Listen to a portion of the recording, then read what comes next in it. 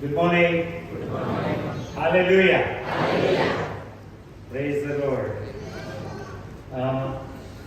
સવારે હું આવ્યો ત્યારે દરવાજો મેં બંધ જોયો એટલે હું ટેન્શનમાં આવી ગયો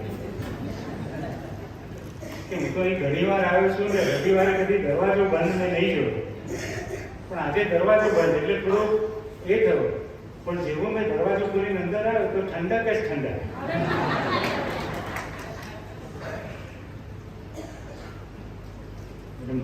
મેં જોયું કે વાવ, સેન્ટ્રલ એસી સેન્ટ્રલ પલટણમાં શું વાત છે.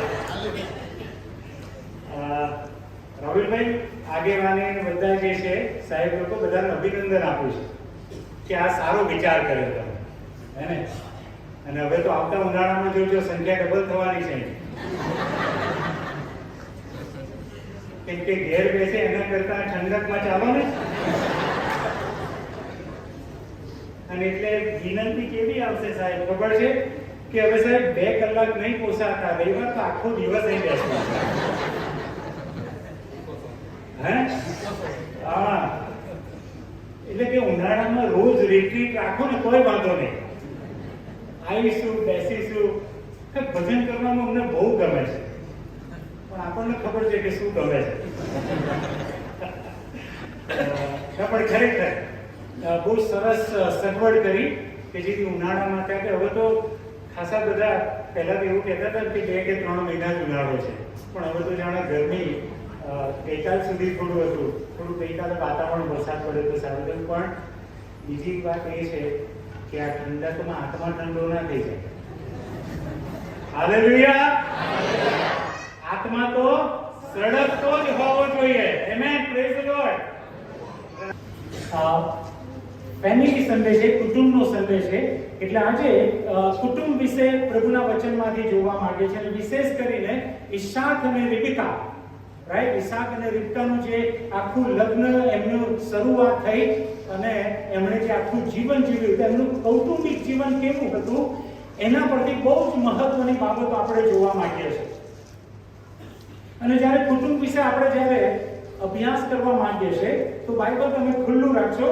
ઉત્પત્તિ એનો 24મો અધ્યાય જે આપણે વાંચ્યો એની 1 થી 9 કલમ જે વાંચી, પણ એમાં જ્યારે ઈસાકને માટે હવે પાત્ર પસંદગી કરવાની થઈ, રાઈટ, કુટુંબની શરૂઆત ક્યાંથી થાય? પાત્ર પસંદગીથી. ત્યાંથી પછી કુટુંબની શરૂઆત થાય છે. બાઇબલમાં તો જે કુટુંબની શરૂઆત થઈ એ આદમ અને હવાથી થઈ, રાઈટ. ઈશ્વરે એ બંનેને, અને બાય ધ વે સૌથી પહેલું શાયરી કહો, કવિતા કહો કે ગઝલ કહો, જે કહો, એ બાઇબલમાં સૌથી પહેલું જે નોંધવામાં આવ્યું છે એ તો પતિ પત્નીના જીવન વિશેની એ છે શાયરી. બહુ ઇન્ટરેસ્ટિંગ કહેવાય કે ઈશ્વરે આદમને જ્યારે બનાવ્યો ત્યારે આદમે સૌથી પહેલા તો ઈશ્વરની સ્તુતિને માટે ગીત ગાવું જોઈએ ને, ઈશ્વરની આરાધના માટે ગીત ગાવું જોઈએ. પણ બાઇબલ જે નોંધે છે એ ઈશ્વરની આરાધના માટે પહેલું ગીત આદમે નથી ગાયું. એની પત્નીને જ્યારે જોઈ, હવાને જ્યારે ઈશ્વર એની પાસે લઈને આવ્યા, જ્યારે હવાને જોઈ આદમે, ત્યારે સૌથી પહેલું ગીત શાયરી કહો, ગઝલ કહો, એ ત્યાં નોંધવામાં આવ્યું છે. અને આદમે કહ્યું, મારા હાડકામાંનું હાડકું અને મારા માંસમાંનું માંસ.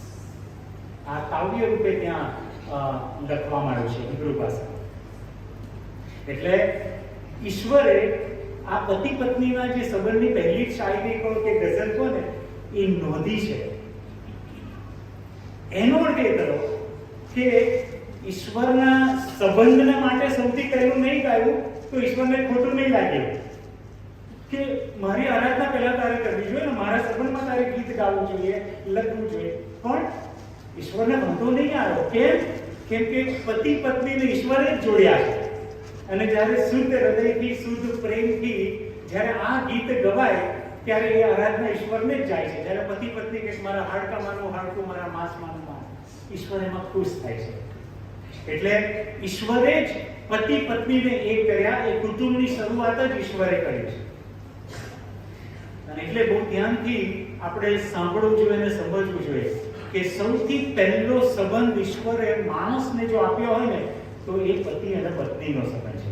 બીજા બધા સંબંધ એની બાય પ્રોડક્ટ છે, બીજા બધા સંબંધ એની અસરો છે, પણ સૌથી પહેલો જો ઈશ્વરે સંબંધ આપ્યો હોય તો એ પતિ અને પત્નીનો સંબંધ છે.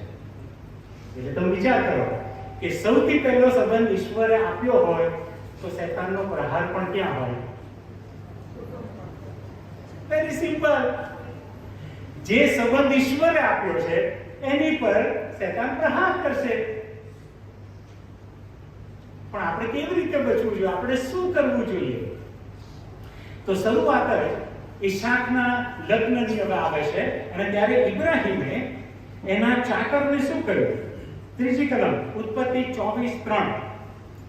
અને યહોવા જે આકાશના તથા પૃથ્વીના ઈશ્વર છે તેમના હું તને સોગંદ દઉં છું કે કનાનીઓમાં જેઓમાં હું રહું છું તેઓની દીકરીઓમાંથી મારા દીકરાના માટે તું પત્ની લઈશ નહીં. સૌથી પહેલું જ્યારે ઈશાકને માટે પત્ની શોધવાની વાત આવી ત્યારે ઇબ્રાહીમે ચોખ્ખું એના ચાકરને કહ્યું, બીજા શબ્દમાં કહે કે જે મહેતરીઓ હતો ને એને કહ્યું,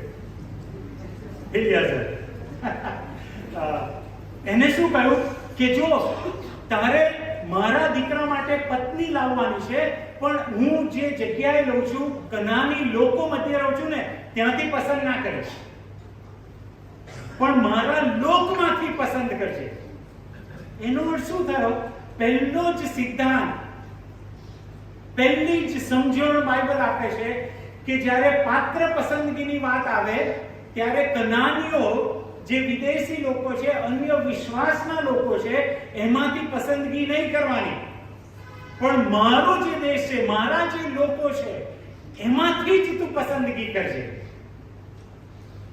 અને જે જુવાન દીકરા દીકરીઓ તમે જ્યારે હવે લગ્નની પાત્ર પસંદગીની શોધમાં છો, એ ઉંમરમાં આવ્યા છો, તો તમારા માટે આ બહુ મહત્વનું પ્રભુનું વચન છે કે વિશ્વાસમાં જે હોય એની જ પસંદગી તમારે પાત્ર તરીકે કરવાની, અન્ય વિશ્વાસમાં નહીં જવાનું. અને પછી આગળ તમે જુઓ ને, જ્યારે ઈશ્વરે ઇસ્રાએલ પ્રજાને નિયમ આપ્યો તો બહુ સખત નિયમ હતો કે વિદેશીમાંથી તમારે એ લગ્ન સંબંધો કરવાના નહીં. હવે જ્યારે આવી વાત આવે છે ત્યારે ઘણા જુવાની દીકરીઓ શું કહે છે? પણ કે હિરેનભાઈ આપણે તો આત્મા જીતવાનો ને, આપણે તો બહારથી એને આપણી મંડળીમાં પલટણમાં લાવવાના, આત્મા જીતવાનો ને આપણે. ભલાઓ ભલા આત્મા જીતવામાં પોતાનો આત્મા ખોઈ બેઠા, એમના ઠેકાણા રહ્યા નથી. કેમ? શૈતાન બહુ ચાલાક છે. આપણને એવું લાગે કે આત્મા જીતવો છે, એને પ્રભુ પાસે લાવવું છે, પણ શૈતાનનો ઇન્ફ્લુઅન્સ વધારે હોય છે, શૈતાનનો પ્રભાવ વધારે હોય છે. જો આપણે ચાલાક ના રહ્યા તો, આપણે જો ઈશ્વરના સંબંધમાં ના રહ્યા ને, તો એ બહારની વિદેશી જે લોકો તમારા કુટુંબમાં આવે છે એ લોકોનો પ્રભાવ વધારે પડશે. અને એ લગ્ન જીવન તો ઠીક, એના કુટુંબો જે છે એ પણ ખલાસ થઈ જાય છે. એટલે આત્મા જીતવાની વાત ના કરતા, આત્મા જીતવા હોય તો લગ્ન નહીં કરવાનું, આત્મા જીતવા સુવાર્તા પ્રચાર કરવાનો, સુવાર્તા સાક્ષીરૂપ જીવન જીવવાનું આત્મા જીતવો છે. લગ્નને એ કિંમતમાં નહીં મૂકી દેવાનું, એની કોસ્ટ નહીં પે કરવાની. લગ્ન આત્મા જીતવા નથી. ઓકે? એટલે સૌથી પહેલા ઇબ્રાહીમને ખબર હતી, એટલે ઇબ્રાહીમે બહુ ચોખ્ખું કીધું કે મારા કુટુંબમાં જો સ્ત્રી જોઈએ છે તો એ મારા જ કુટુંબની હોવી જોઈએ, મારા જ વિશ્વાસની હોવી જોઈએ, બીજા વિશ્વાસની હોવી જોઈએ નહીં. પણ જુવાનો અત્યારનું જે ટ્રેન્ડ ચાલી રહ્યો છે, બહુ સરળતાથી જુવાન દીકરા અને દીકરીઓ એ બીજા અન્ય વિશ્વાસમાંથી પાત્રની પસંદગી કરે છે અને એવી જીદ ઉપર આવી જાય છે, પંખાની બીક આપે છે, નદીની બીક આપે છે કે મા બાપને પછી છૂટકો નહીં હોતો. કહો મને બી મા બાપ તૈયાર થાય છે કે ભાઈ એને પસંદ કર્યું છે ને હવે ના પાડે છે, પંખો બતાવે છે કે લટકી જઈશ, નદી બતાવે છે કે ડૂબી જઈશ, કૂદકો મારીશ, શું કરીએ? Don't do that. તમે ઈશ્વરે તમારા માટે રાખ્યું છે એટલે બીજે ફાંફા નહીં મારવાના, બીજે જોવાનું નહીં. ઈશ્વરના જે નિયમો છે એ મુજબ તમે પાત્રની પસંદગી કરજો અને પછી તમે આશીર્વાદ જોજો. એટલે સૌથી પહેલા લગ્નની જે શરૂઆત આવે છે ને એ ત્યાંથી આવે છે કે ઇબ્રાહિમ કહે છે કનાનીમાંથી ના લઈશ, આ વિદેશીઓમાંથી સ્ત્રી ના લઈશ, પણ મારા કુટુંબમાં જા અને ત્યાંથી તું એ પાત્ર એની માટે લઈને આવશે. એટલે ઇબ્રાહિમે ચોખ્ખું કહ્યું હતું. એટલે ઈસાકને પણ ખબર પડી, જોયું તમે, ઈસાકને પણ ખબર પડી કે મારા પિતાજી છે એમની ઈચ્છા કેવી છે. પણ હવે ઇન્ટરેસ્ટિંગ વાત શું છે, જો 26મો અધ્યાય,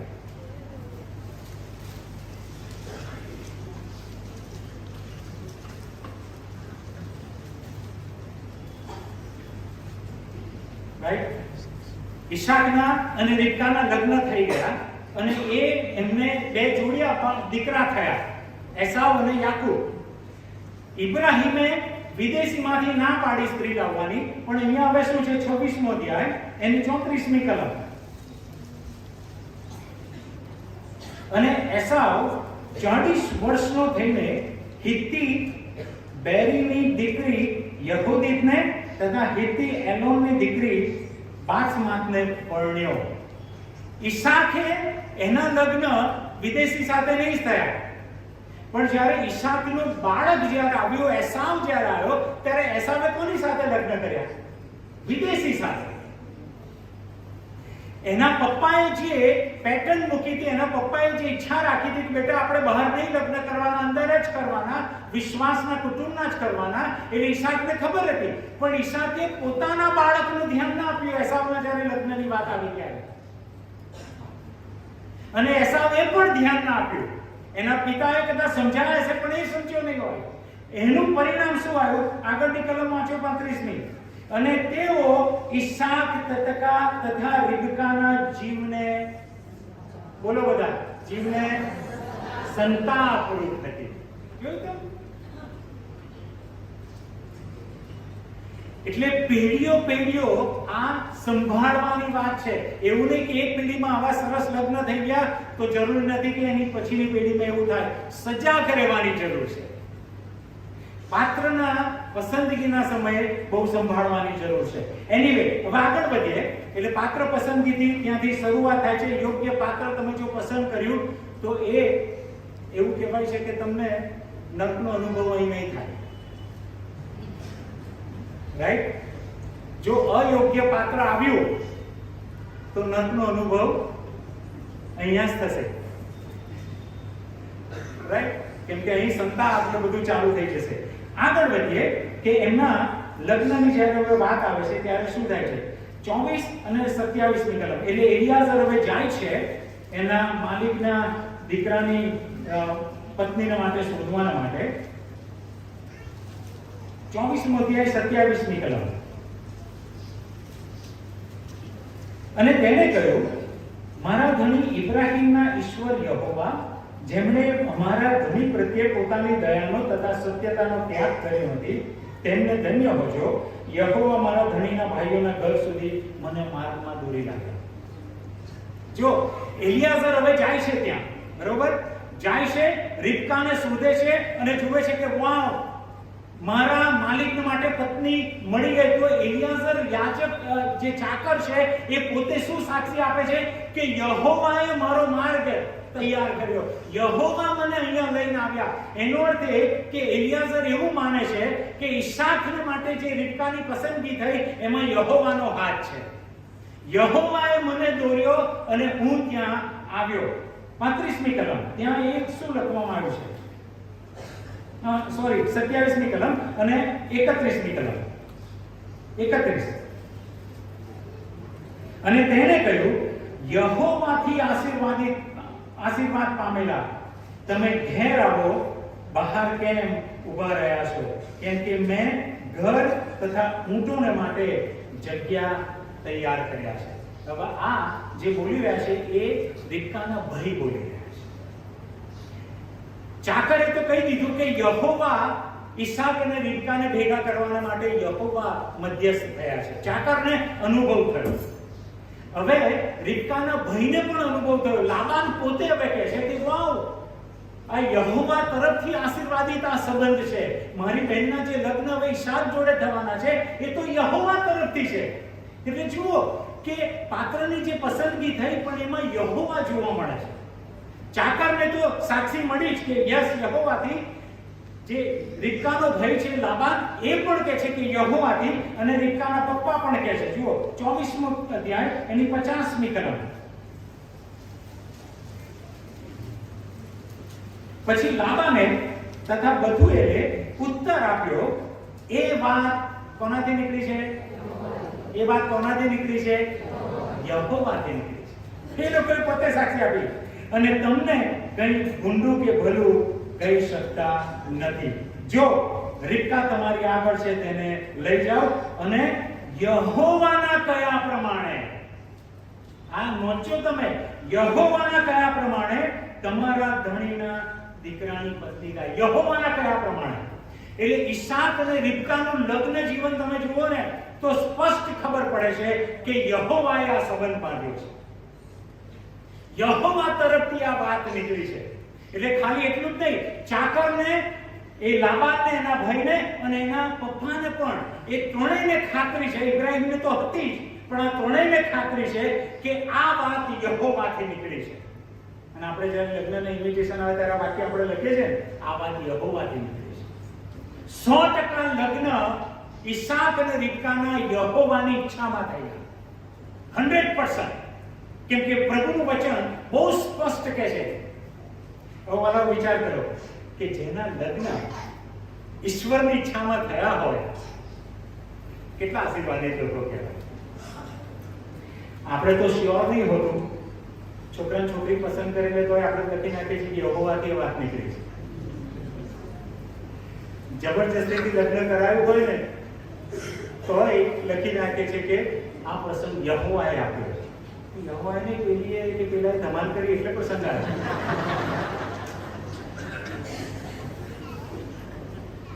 યહોવાથી વાત, પણ આ તો 100% યહોવાથી વાત નીકળી. તો આ લગ્ન જીવન કેટલું આશીર્વાદિત, કેટલું આનંદિત. તમે મને કહો કે આવા લગ્ન જીવનમાં કોઈ પ્રશ્ન ખરો? કદાપી નહીં. કે યહોવાએ જોડ્યું છે ને, તો પછી પ્રશ્ન કયા થાય? કોઈ પ્રશ્ન ના થાય. યહોવા જો મધ્યસ્થ છે તો. પછી શું થયું? 24મા અધ્યાયમાં પાછા આવીએ આપણે, એમાં જ છીએ, અને એનું 67મું વચન. 24:67. રેડી? ઈસાક તેને એટલે રિબકાને પોતાની માં સારાના તંબુમાં લાવ્યો. વાવ! બધા બોલો વાવ! બહુ જ અજાયબ લગ્ન જીવનનું પ્રતિકરણ અહીંયા પ્રભુએ આપ્યું.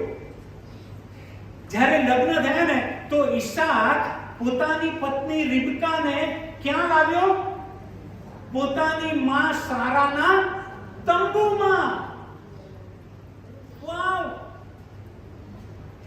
આ સમયે ઈસાકની માં સારા નથી, એ મરણ પામ્યા છે. એટલે ઈસાકના જીવનમાં એક ખાલીપણું છે. માની જગ્યા નથી, એક સ્ત્રીની જગ્યા એના જીવનમાં જે હોવી જોઈએ ને એ નથી, ખાલીપણું છે એના જીવનમાં.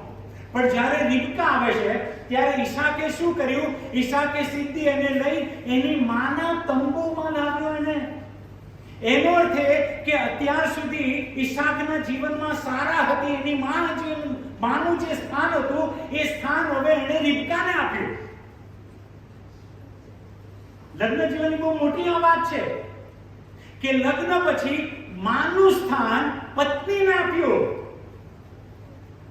માની જે તંબુ હતી એ તંબુ હતો, એમાં ઈસાક પોતાની પત્ની રિબકાને લાવ્યા. માના સ્થાને એને મૂકી, માનું મહત્વ આપ્યું. લગ્ન જીવનમાં બહુ મહત્વનું છે, ખાસ કરીને બહેનો યાદ રાખીએ કે લગ્ન પછી તમારો દીકરો એ તમારો નથી. એના જીવનમાં તમારી જગ્યાએ એની પત્નીનું સ્થાન આવવું જોઈએ. ઈસાક આ સમજતો હતો કે એનું મહત્વ શું છે. ઘણીવાર છે ને અમારી પાસે જ્યારે કાઉન્સેલિંગની માટે વાતો આવે છે લગ્ન જીવનની તકલીફોની વાતો આવે છે, પ્રાર્થના માટે જ્યારે લોકો આવે છે ત્યારે ઘણા પ્રશ્નો આવા હોય છે કે હજુ પણ એની મમ્મી એમનું સ્થાન છોડ્યું નથી, હજુ એની મમ્મી એનું સ્થાન છોડ્યું નથી અને પત્નીને જે રૂમ આપવી જોઈએ, જે અવકાશ આપવો જોઈએ એના જીવનમાં, તમારા દીકરાના જીવનમાં પણ એ કે નથી આપી રહ્યા. એના લીધે સાસુ અને વહુનું ઘર્ષણ થાય છે, એના લીધે તકલીફો ઊભી થાય છે. કેમ કે સાસુએ હજુ જે પોતાની વહુ છે એને સ્થાન આપ્યું નથી પોતે. એટલી હદે કે ભાઈ તો કહેતા હતા કે એટલે દીકરો નાવા જાય ને તો એમની માં જ કે રૂમાલની ગળું પાડે. તો આ બધું કામ વહુનું છે, એની પત્નીને કરવા દો, એની પત્નીને એનું સ્થાન આપો, એના જીવનમાં એની પત્ની એની કાળજી લેશે. જ્યારે હૂંફની જરૂર હતી, દિલાસાની જરૂર હતી, ત્યારે રીબકાને એ પોતાના તંબુમાં લાવે. એટલે ભાઈઓએ પણ ધ્યાન રાખવાનું કે આપણી પત્નીનું સ્થાન એ હવે આપણી માની જગ્યાએ છે જે લગ્ન થાય એ પછી શું થયું કે એને એના તંબુમાં લાવ્યો, રીબકાને લીધી, તે તેની પત્ની થઈ. અને પછી શું લખ્યું છે? તેણે તેના પર પ્રેમ કર્યો. એટલે ઈસાકે રીબકા પર પ્રેમ કર્યો. અને પછી બાઇબલ બહુ સરસ લખે છે, ઈસાક પોતાની માના મરણ પછી દિલાસો પામ્યો. હાલેલુયા! દિલાસો પામ્યો. સ્ત્રી જ્યારે હવે એના જીવનમાં આવે છે, એની માનું જે સ્થાન હતું, ખાલીપણું હતું, એ રીબકાએ ભરી દીધું. એટલે બંને બાજુ ઘણીવાર રીબકાને માના સ્થાને લાવે તો બેન પછી માનું સ્થાન એવું પકડી લે ને કે પછી કોઈનું ચાલવા ના દે. પણ એવું નતું. ઈસાકને દિલાસો પ્રાપ્ત થયો. એની માના દુઃખનું જે હતું એ બધું એ ભૂલી ગઈ. એટલે ઈસાક અને રીબકાનું લગ્ન જીવન હવે શરૂ થયું. અને ફરીથી યાદ દેવડાવું કે જે ઈશ્વરે જોડ્યું હોય ને એમાં તકલીફો હોય ના હોય, પણ જોઈએ આપણે કે એમના જીવનમાં હવે શું થયું. 25મો અધ્યાય લગ્ન જીવન એ લોકોએ શરૂ કર્યું. 25મો અધ્યાય એની 21મી કલમ. અને ઈસાકની પત્ની નિસંતાન હતી. રોકાઈ જાવ ત્યાં. ઈસાકની પત્ની નિસંતાન હતી. એટલે રીબકાનું જે શરીર હતું હવે બાળક આપી શકે એવું નતું એનું શરીર. પણ એક મિનિટ વિચાર કરો, આ સંબંધ કોણે સ્થાપેલો? યહોવાએ. આટલા બધાએ સાક્ષી આપી કે યહોવાએ સંબંધ બાંધ્યો છે. તો પછી એ કુટુંબમાં પ્રશ્ન થાય, એ શરીરોમાં પ્રશ્ન થાય, એ સંબંધોમાં પ્રશ્ન થાય? ના થવા જોઈએ. પણ અહીં તો લગ્ન જીવનની શરૂઆતમાં જ કહે છે કે રીબકા ની સંતાન હતી. આપણને છે ને ખોટો ખ્યાલ છે કે ઈશ્વર જોડે ને તો એમાં કોઈ પ્રશ્ન જ ના થાય. ના, બાઇબલ આપણને શું બતાવે છે?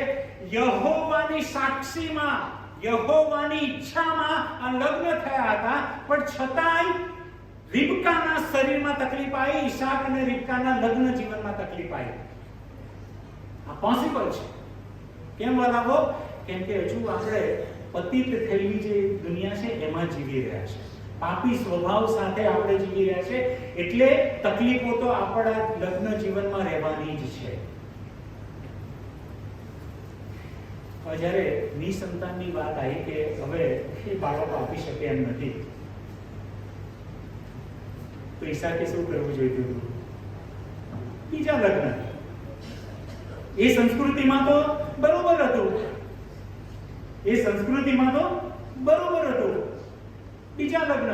અથવા તો પછી જો ઈસાક ગુજરાતી હોત, રાઈટ, ઈસાક ગુજરાતી હોત તો શું કરે? લગ્ન જીવનમાં તકલીફ આવે તો શું કરે? ભૂત ભુવા પાસે જાય કે જુઓ ને કઈ કુટુંબમાં આવું થયું છે.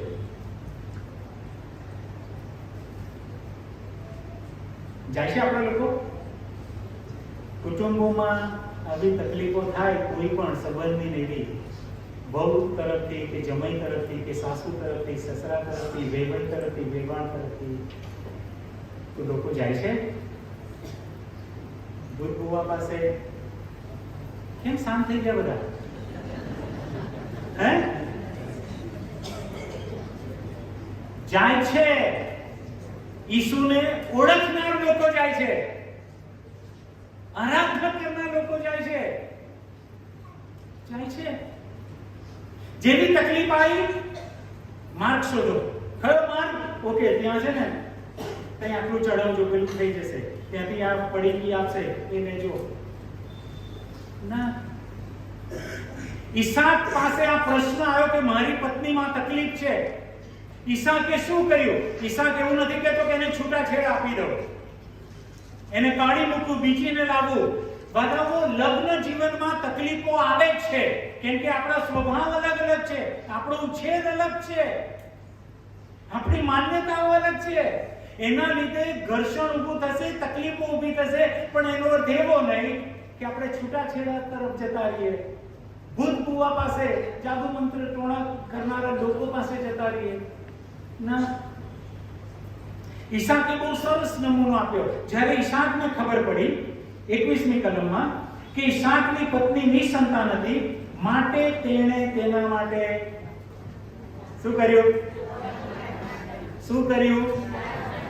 ના, પ્રોપર વાંચો. પ્રાર્થના કરી તો બરોબર, પણ કોની પ્રાર્થના કરી?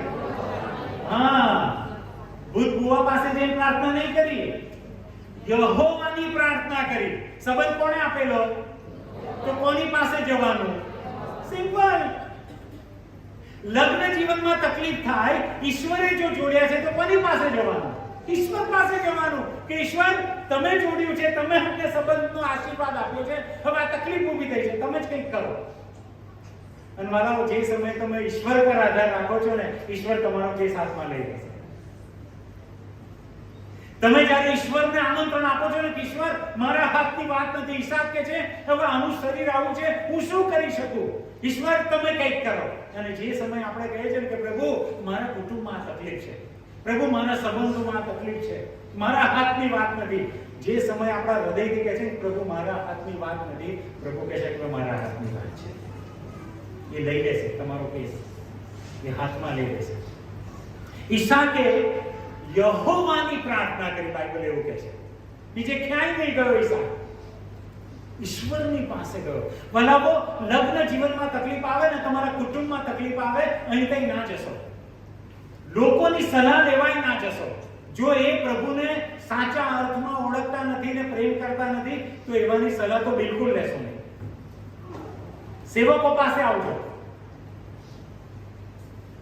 તમે જેની પર ભરોસો રાખો છો એવાની પાસે જજો, બીજા કોઈની સલાહો માનતા નહીં. કેમ કે ઘણા કુટુંબ એવી રીતે તૂટ્યા છે કે બીજાની વાતો માની, તકલીફ આવી, બીજાની વાતો માની અને વધારે તકલીફોમાં એ લોકો ગયા. કેમ? કેમ કે બધા તમારું ભલું ઈચ્છતા. યાદ રાખજો, તમારું સાંભળશે એટલે તમને એમ થાય કે ઓ આ કેટલું સાંભળે છે, આ મારું દુઃખ કેટલું વહેંચે છે, પણ એવી સલાહ આપશે ને કે તમે વધારે તકલીફમાં આવશો. લોકોની પાસે ના જજો, ઈશ્વરની પાસે આવજો. ઈસાક આપણને એ શીખવાડે છે. ઓકે, એટલે આપણે લગ્ન જીવનમાં કુટુંબમાં પ્રશ્ન આવશે, પણ આપણે ઈશ્વરની પાસે જવું જોઈએ.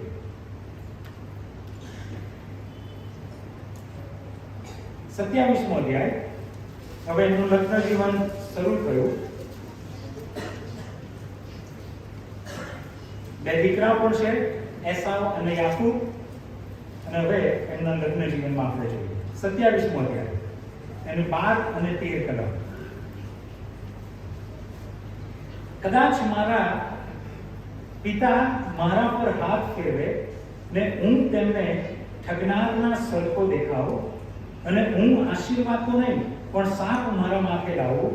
અને તેની માએ તેને કહ્યું, મારા દીકરા, તે સાપ મારા પર આવો, માત્ર મારું કહેવું માન ને જઈને મારે માટે તેઓને લાવો. ઓકે, કુટુંબની શરૂઆત થઈ ગઈ. બે દીકરા હવે પ્રભુ એમને આપ્યા, એસાવ અને યાકૂબ. અને હવે જ્યારે આશીર્વાદ લેવાની વાત આવી ત્યારે હવે રિબકા એના દીકરા યાકૂબને એના પપ્પાની વિરુદ્ધ ચડાઈ દે છે. એના પપ્પાની વિરુદ્ધ, ઈસાકની વિરુદ્ધ ચડાઈ રહી છે કે એક કામ કર, તારા પપ્પાને આપણે છેતરીએ. Very interesting.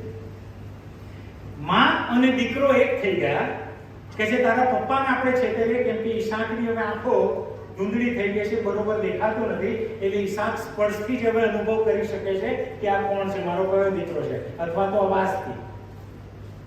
અને આ સમયે હવે રિબકા કહે છે કે જે આશીર્વાદ તારે તારા પિતા પાસેથી લેવાનો હોય ને, જેસપણાનો, એ હવે આપણે લઈએ. દગો કરીને, છેતરપિંડી કરીને અને તારા પપ્પાને આપણે છેતરીએ. યહોવાએ જે સંબંધ બનાવ્યો, યહોવાએ જે બંનેને એક કરેલા, પણ આજે પતિ અને પત્ની એકબીજાની વિરુદ્ધમાં છે. પતિને પત્ની પોતાના પતિને છેતરી રહી છે. એની જે નબળાઈ છે, અંધાપો, એનો દુરુપયોગ કરી રહી છે. રિબકાની જે નબળાઈ હતી એમાં ઈસાકે શું કર્યું? પ્રાર્થના કરી યહોવાને. પણ જ્યારે ઈસાકની નબળાઈ આવી ત્યારે રિબકાએ શું કર્યું? દગો કર્યો. આ લગ્ન જીવનની પાછળ એને દગો કર્યો, પોતાના પતિને દગો કર્યો. બરાબર.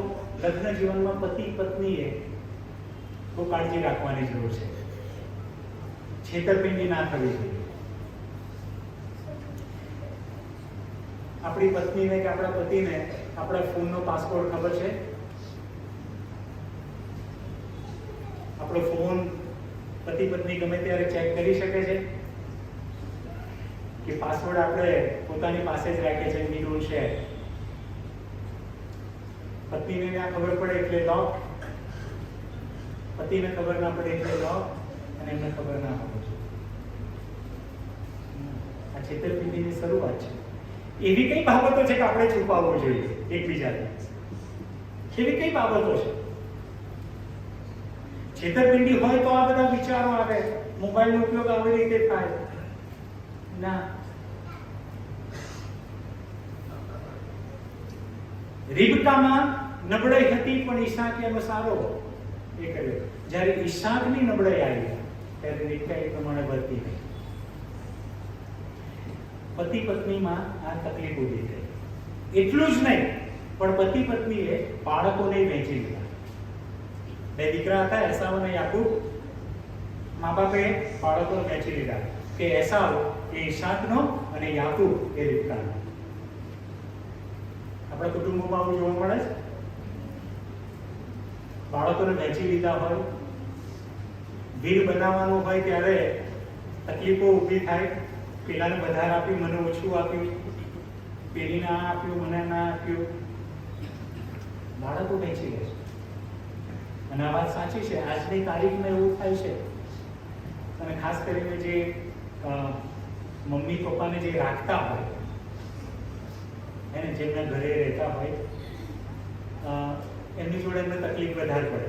પણ જે બહાર રહેતો હોય, કોક વાર ફોન કરે તો પેલો સારો છે. મોટા ભાગે આવું થાય છે. કેમ કે રોજ રહેતા હોઈએ ને તો એ ભીષણ તકલીફો થવાની છે ને સ્વભાવની. એટલે આ ગમે નહીં, પણ જે બીજે કંઈક રહેતો હોય, દૂર રહેતો હોય, એ કોક વાર આવીને પૈસા આપી જતો હોય, ફોન કરતો હોય, મમ્મી પપ્પા કેમ છો, એ સારું લાગે. આ રીતે બાળકો વહેંચી દેવામાં આવે છે કે આ છે ને આ બહુ બરોબર નથી, પેલી બહુ બરોબર, પણ પેલી ઘેર રહેવા જાવ તો ખબર પડશે કેવું.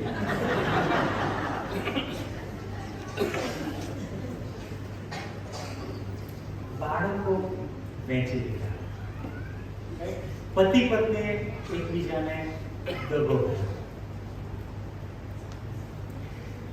ઈસાક અને રિબકાના લગ્ન જીવનમાં યાદ રાખવું જોઈએ કે યહોવાએ એ લોકોને એક કરેલો. હવે એની અસર શું થઈ વાલા? 25મો અધ્યાય એની 28મી કલમ.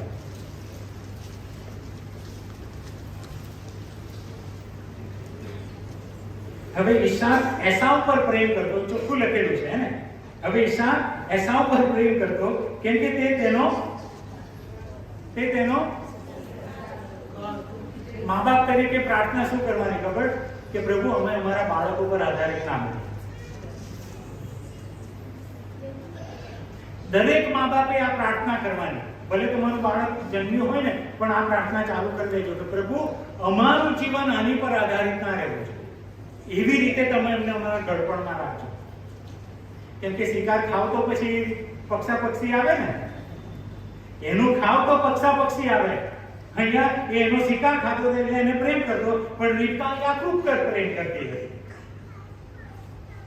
એટલે આ મા બાપે આ ખાસ પ્રાર્થના કરવાની, પ્રભુ તારી પર જ આધારિત, છેલ્લા શ્વાસ સુધી અમે તારી પર આધારિત રહીએ, બાળકો પર નહીં. બાળકોને તો અમે આપનારા છીએ. હાલેલુયા. એવી પ્રાર્થના કરજો તો અમે બાળકોને આપીએ, એવી કક્ષા એમને જીવીએ, એવું પ્રભુ પાસે આપણે માંગવું છું. ઓકે, 27મો અધ્યાય,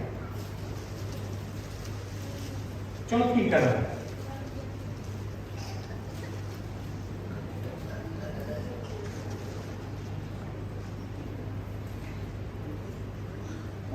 સોરી, એક જ મિનિટ. હા,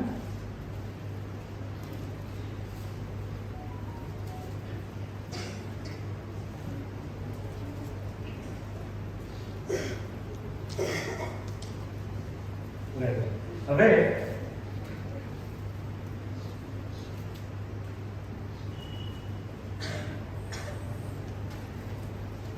હા સોરી 27મો અધ્યાય એની 41 કલમ. એનું પરિણામ શું આવ્યું? જે ઘરમાં વિભાજન થઈ જાય ને પછી શું થાય?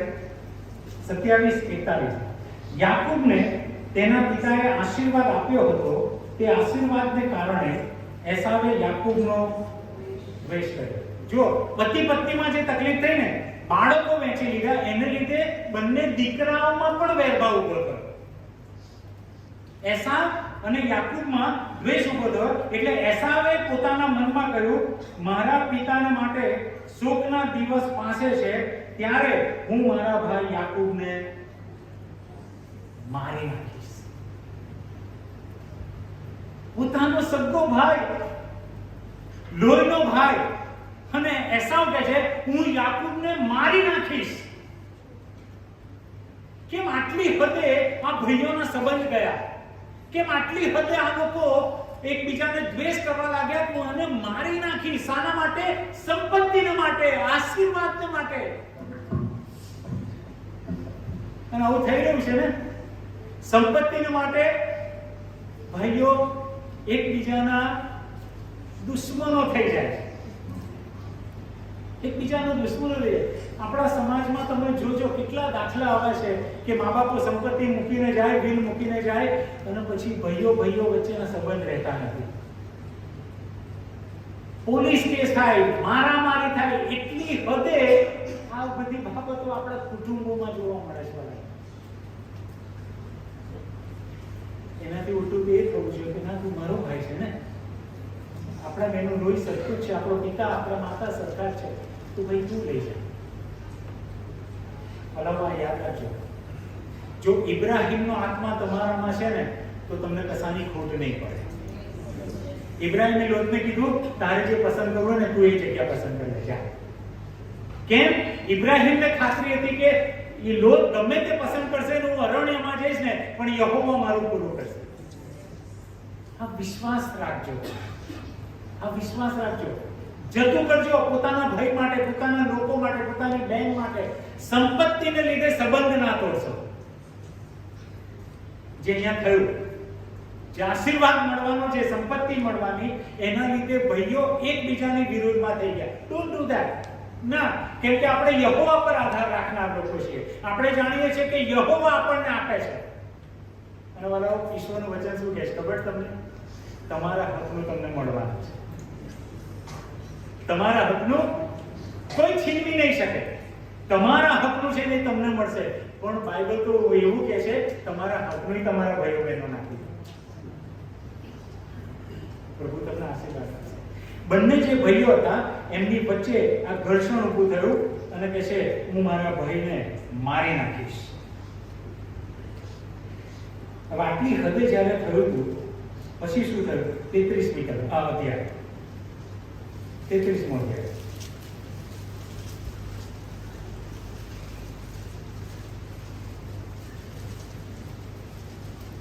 એની ત્રીજી ને ચોથી કથા. 33મો અધ્યાય, ત્રીજી અને ચોથી. અને તે પોતે તેઓની આગળ ચાલ્યો ને તેના ભાઈની પાસે આવ્યો. ત્યાં સુધીમાં તેને 7 વાર જમીન સુધી નમીને તેને દંડવત પ્રણામ કર્યો. કોણે? યાકૂબે. યાકૂબ હવે આવી રહ્યો છે અને એને ખબર છે કે એસાવ એ સૈનિકો લઈને, સિપાહીઓ લઈને એસાવ ત્યાં આવી રહ્યો છે અને યાકૂબ જુએ છે કે આ મારો ભાઈ જે મને મારી નાખવાના માટે તૈયાર હતો, હવે એ આવી રહ્યો છે. યાકૂબ શું કરે છે? એના ભાઈને રીઝવવાના માટે કેટલી વાર પ્રણામ કરે એને? 7 વાર. ગભરાઈ ગયો કે હવે મારો ભાઈ મને મારી નાખશે, મારું બધું છે એ સર્વસ્વ એનું થઈ જશે. 7 વાર એને નમીને. ચોથી કથા. અને એસાવ તેને મળવાને શું લખ્યું છે? તેને મારવાને દોડ્યો. શાના માટે? મળવાને માટે દોડ્યો. મારવાને માટે નહીં, મળવાને માટે. અને તેને વાહ. એક સમય એસાવ કહેતો તું આને મારી નાખીશ, પણ અત્યારે એ જ એસાવ કે છે જઈને એને ભેટ્યો. બરાબર, માફીનો સમય બી છે સંબંધોમાં. માફ કરી દેજો. આ સમયે એસાવે પોતાના ભાઈ યાકૂબને માફ કરી દીધો કે તું છેતરપિંડીથી લઈ ગયો, કશો વાંધો નહીં, તને માફ કરું છું. એને ભેટ્યો.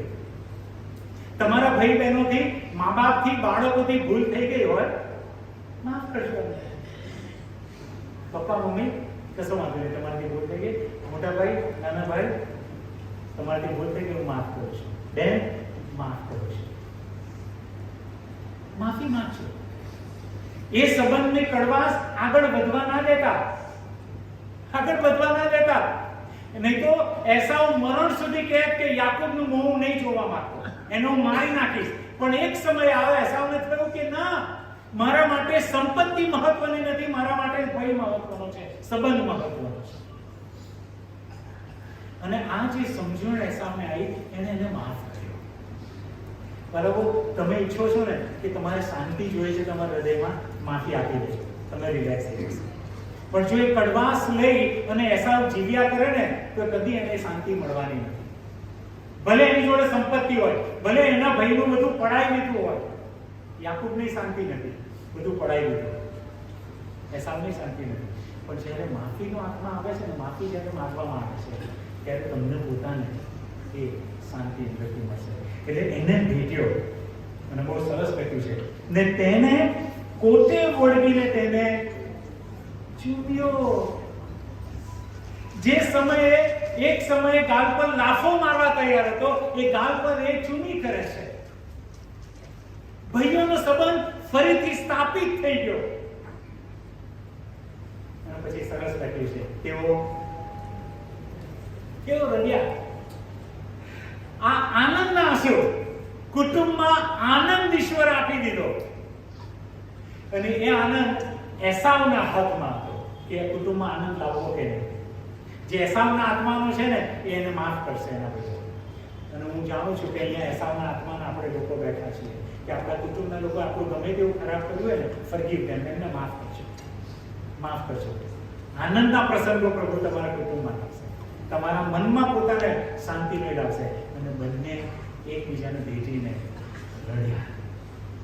કેટલું સુંદર કુટુંબ, કેટલું સુંદર કુટુંબ.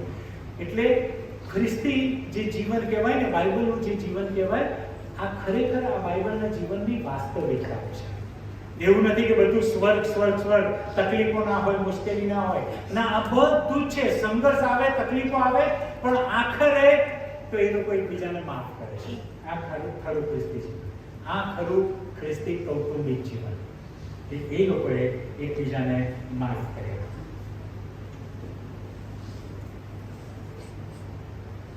આઠમો અને 9મી કલમ.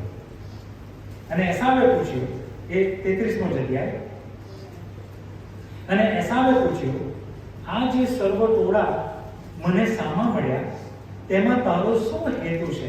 અને યાકૂબે કહ્યું, મારા મુરબ્બીની નજરમાં કૃપા પામવા માટે તે છે. ત્યારે એસાવ બોલ્યો, મારા ભાઈ, મારી પાસે બહુ છે, તારું જે છે તે તું પોતાની પાસે રાખ. જો એસાવનું હૃદય જુઓ તમે, એક સમયે એ તૈયાર હતો કે મારું છીનવીને આ જતો રહ્યો ને, હું એને મારી નાખીશ. પણ હવે જ્યારે એના હૃદયનું પરિવર્તન થયું ત્યારે શું કહે છે? ખૂબ મારી પાસે બહુ છે, યહોવાએ મને બહુ આપ્યું છે, તું તારું છે તારી પાસે રાખ. આ આત્માને આપણે લોકો હોવા જોઈએ. આપી દો કે ભાઈ તું રાખ, મારે નહીં જોઈતું. ઉપરો માળ તારો છે, નીચલો માળે તારો છે, રાખી લેતો. આ મમ્મી કે પપ્પા બેંક બેલેન્સ મૂકી ગયા ને, ભાઈ તારું છે, વાપર તું. યહોવા હૃદય જોવા માંગે છે. અને હું પ્રભુના વચન પર આધારિત કહું છું, જ્યારે તમારો આ ઈરાદો હશે, આ ઈચ્છા હશે ને તમારા ભાઈઓ બહેનો પ્રત્યે, તમે કદી ભૂખ્યા નહીં, તમે કદી રોડ પર નહીં આવ્યા. તમારા હાથના કામને પ્રભુ આશીર્વાદ આપશે, કેમ કે તમે ઈશ્વરને મોટો કર્યો, તમે સંબંધને મોટા કર્યા છે, જે સંબંધ ઈશ્વરે તમને. એટલે કદી સંપત્તિ તમારા સંબંધ છીનવી ન જાય, એ તમે અને મારે ખાસ ધ્યાનમાં રાખવાનું. એટલે પ્રોપર્ટી એ બધું કશું નહીં. એણે કહ્યું કે મારા ભાઈ, મારી પાસે બહુ છે, તારું જે છે એ તું લઈ જા. અને 11મી કલમ, મારી જે ભેટ તારી પાસે લાવ્યો છું તે કૃપા કરીને લે, કેમ કે ઈશ્વરે મારા પર કૃપા કરી છે અને મારી પાસે પુષ્કળ છે. અને તેણે આગ્રહ કર્યો, અને તેણે આગ્રહ. આપણા કુટુંબના જીવનમાં આગ્રહ બી બહુ મહત્વનો છે. આગ્રહ કરવાનો કે ના, યાકૂબે આગ્રહ કર્યો કે ના ભાઈ તારે લેવું જ પડશે. અને પછી એસાવે કીધું કે તું આગ્રહ કરે છે. જોયું, એકબીજાની વિરુદ્ધમાં થઈ ગયેલા, પણ હવે એકબીજાને આગ્રહ કરે છે, પ્રેમ કરે છે, માફ કરે છે, અને એમના એ જીવનની ત્યાં શરૂઆત કરે છે. ઈશાક અને રિબકાનું લગ્ન જીવન શરૂ થયું. અને છેલ્લે બાઇબલ એવું કહે છે કે ઈશાક અને રિબકા છેલ્લે સુધી પોતાને વિશ્વાસ કર્યો. એનો અર્થ એ કે ઈસાકે બીજા લગ્ન કર્યા નહીં, ભલે રિબકાએ આવું કર્યું, પણ બંને છેલ્લા શ્વાસ સુધી સાથે રહ્યા. રિબકા તો પહેલા ઊંઘી ગયા, પણ પછી ઈસાક. પણ એ બંને સાથે રહ્યા, કદી છૂટા પડ્યા નહીં. ડિવોર્સનું કદી વિચાર્યું નહીં, ભલે એકબીજાની તકલીફો અવળું નહીં, પણ એમણે ડિવોર્સનું વિચાર્યું. એટલે ઈસાક અને રિબકાના લગ્ન જીવન પરથી આપણને શીખવા મળે છે કે ઈશ્વર તરફથી હોય, પાક્કું જ હોય, ઈશ્વરે સંબંધ આપ્યો હોય, પણ એ તકલીફો થઈ શકે છે. પણ એ તકલીફો દૂર કરવાનું એક જ એ છે કે માફીવાળું હૃદય આપણું હોવું જોઈએ. સંપત્તિથી વધારે સંબંધને મહત્વ